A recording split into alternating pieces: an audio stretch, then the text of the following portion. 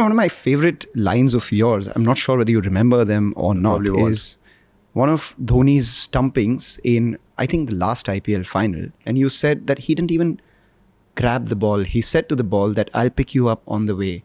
Yeah. So I guess I might have said it. I might have said it, but Dhoni tends to draw good lines out of you without you realizing it. Point of view on Dhoni's retirement, impending retirement. I seem to be asking him that every year. Exactly. And now he comes ready with answers knowing I'm going to ask him that. I'm hoping to do one more conversation with him because for some reason people seem to like it. And normally post-match presentations, you're very crisp, 3 questions, 4 questions. I found when I'm doing Dhoni, nobody asked me to stop. Because you don't have a voice producer telling you, okay, that's it, that's enough. Sometimes they'll tell you, last question. So you say, okay.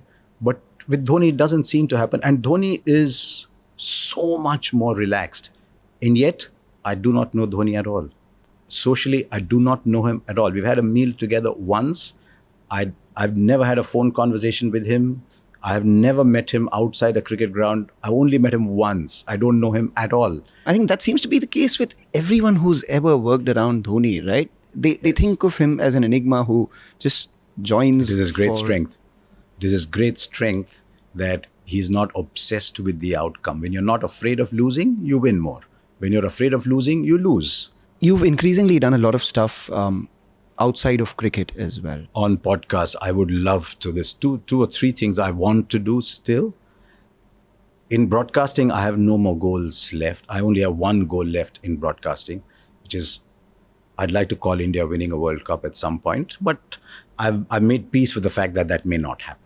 So I have no more cricket broadcasting goals. There is a T20 World Cup, which is... If it happens, it happens. Okay. If it happens, I'll be very happy. I will remind myself to stay in the moment and not say, this is something you waited 30 years for. But I will remember to stay in the moment if it does happen. Does it personally hurt you when, Team India loses the way it did in the World Cup when you're calling? Not at all. It was a cricket match. No one died. It was a cricket match. Yeah, there's emotions. You get disappointed. Your loved ones are still next to you. The sun still rises the next day. Stocks are still doing well most days. The economy is still doing well. It was a game. The other team has a right to play well on the big day. You ask yourself, why did that happen? But that's the topic of another discussion. So, but as I said, if you're afraid of losing, you tend to lose more. So you said broadcasting, that's your goal. The other goals that you have? I want to do much more in audio. I'm far, far more comfortable doing audio than video, which might seem strange to people, but I've never seen myself as a natural on video. But in audio, I'm so much surer of myself. And that is why one of the 4 or 5 proudest things I've ever done in life was the Mission ISRO podcast, because we were able to tell the story of beautiful movement. I related to it because when we were growing up, scientists were heroes.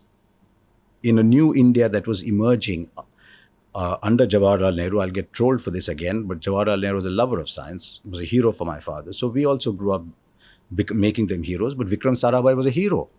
Homi Bhabha was a hero. So when I was talking about narrating, I was narrating the story of India's space movement, I was going back to my father and the sense of pride of a deprived, looted country. We should never ever forget that we are a looted country. Looted country, looted of wealth and looted of self-confidence, was finding its way amidst in a new India and was still producing these wow people. I found it deeply emotional, and that was the best piece of writing for reading that I have ever come across. So I'd love to do some more stories on science. I'd love to do more stories on things like that, just to be able to narrate. But all you people who commission podcasts, you're only commissioning real crime podcasts. Who is going to commission these stories on science and development ever? And I'd love to read to the blind.